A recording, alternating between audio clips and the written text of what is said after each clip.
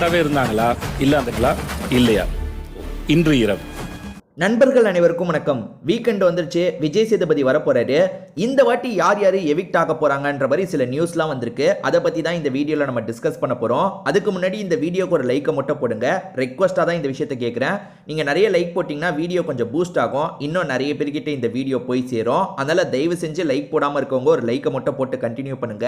அதே மாதிரி நம்ம சேனலை இன்னும் சப்ஸ்கிரைப் பண்ணாம இருக்கீங்கன்னா சப்ஸ்கிரைபும் பண்ணி வச்சுக்கோங்க.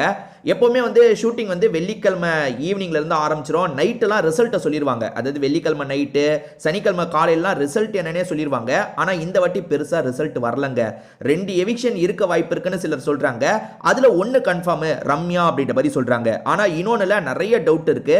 2-3 பேரை சொல்றாங்க. அதுல வந்து சபரி பேரெல்லாம் சொல்றாங்க. எனக்கு சபரி போவார்னு நம்பிக்கையே கிடையாது. அதே மாதிரி கமருதீன் பேரை சொல்றாங்க. கமருதீனுக்குமே வாய்ப்பு ரொம்ப கம்மி தான்.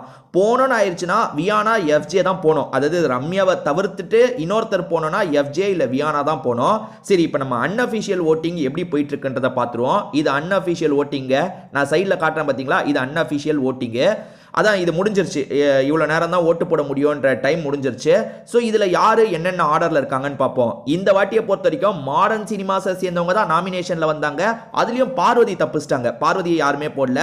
ஆக மொத்தத்தில் நாமினேஷனுக்குள்ளே வந்ததே 7 பேர் தான். சுபிக்ஷா கனிலாம் எப்போவுமே நாமினேஷனுக்கு வருவாங்க, கம்மி ஓட்டு வாங்குவாங்க. பட் அவங்களாம் வந்து அந்த ரெட்ரோ சினிமாவில் இருந்ததுனால தப்பிச்சிட்டாங்க. அமித்லாம் வந்து வந்திருந்தாருன்னா பின்னாடி இருந்திருப்பாரு. பட் அமித்லாம் ரெட்ரோ சினிமாவில் இருந்ததுனால தப்பிச்சிட்டாரு. ஏன் ஆதிரை நிறைய பேர் தப்பிச்சிட்டாங்க. ஸோ மாடர்ன் சினிமாஸில் இருக்க இவங்கெல்லாம் மட்டும்தான் நாமினேஷனுக்கு வந்தாங்க. 7 பேர் நாமினேஷனுக்கு வந்திருக்காங்க.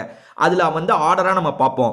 வினோத் இருக்காரு பார்த்தீங்களா, 29% ஓட்டு வச்சிருக்காருங்க. 29% வச்சு ஃபர்ஸ்ட்ல இருக்காரு. 2வது பொசிஷனில் சபரி இருக்காரு. எப்பவுமே வந்து 2வது பொசிஷனில் பார்வதி, திவ்யா, அதுக்கப்புறம் கமருதீன், இப்படி தான் பொசிஷன் இருக்கும். ஆனால் சபரி 2வது வந்துட்டாரு. சபரிக்கு இவ்வளோ ஓட்டு இருக்கான்னு கேட்டிங்கன்னா எனக்கு தெரிஞ்ச சபரிக்கு இவ்வளோ ஓட்டு கிடையாது. விக்ரம் இல்லை பார்த்தீங்களா, விக்ரமோட ஓட்டு எல்லாம் சபரிக்கு தான் போகும். அதே மாதிரி கனிக்கு கொஞ்சம் ஓட்டு இருக்கு பார்த்தீங்களா, அதுவும் சபரிக்கு தான் போகும். இந்த மாதிரி கலந்து தான் சபரிக்கு இவ்வளோ ஓட்டு வந்திருக்கு. வேணா நீங்க பாருங்க, விக்ரமும் கனியும் ஒரு வாட்டி சேர்ந்து வருவாங்கல்ல சபரி கூட, அப்ப சபரியோட ஓட்டு இவ்வளோ இருக்காது, பயங்கரமா அடி வாங்கும். ஸோ வந்து அவங்க வந்து விக்ரமோட சப்போர்ட்டர்ஸ் என்ன நினைக்கிறாங்கன்னா நம்ம சபரிக்கு சப்போர்ட் பண்ணுவோம் அப்படின்ற மாதிரி ஓட்டு போட்டிருக்காங்க. கனிக்கு சப்போர்ட்டர்ஸா கொஞ்சம் இருக்காங்கல்ல, அவங்களுமே வந்து நம்ம சபரிக்கு போடலான்ற மாதிரி போட்டிருக்காங்க. சரி, இந்த ஆர்டர்ல நம்ம பார்ப்போம். வினோத் முதல்ல இருக்காரு, 29%, தொடக்கூட முடியல. சபரி 17%, அடுத்ததா கமருதீன் வந்து 15%, அடுத்து சாண்ட்ரா கூட ஓரளவுக்கு நல்லா இருக்காங்க, 13% வச்சிருக்காங்க. இப்போ ஆபத்தான பொசிஷன்ல இருக்கிறது யாருன்னு பார்ப்போம். எஃப்ஜே இருக்கான் பாத்தீங்களா, 9% தான் வச்சிருக்கான்.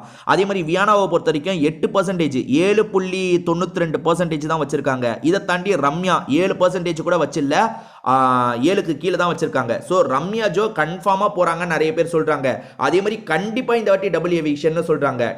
டபுள் எவிக்ஷன் பண்ணி தாங்க ஆகணும், அப்படி இல்லைன்னா வேலைக்கு ஆகாது. போற போக்க பார்த்தா வந்து, ஏன்னா வந்து இன்னும் கொஞ்சம் வாரத்தில் ஃபைனல்ஸே வரப்போகுது. அப்படி இருக்கும்போது நிறைய பேரை தூக்கி தான் ஆகணும். ஸோ டபுள் எவிக்ஷன் தான் கண்டிப்பாக இருக்க போகுது. ஒன்று ரம்யா ஜோ, இன்னொன்று நியாயப்படி இதில் பார்த்தா எஃப்ஜே வியானாக்கு தான் அதிக வாய்ப்பு இருக்கு. ஆனால் நிறைய பேர் என்ன சொல்றாங்கன்னா கமருதீன் தான் போறாரு.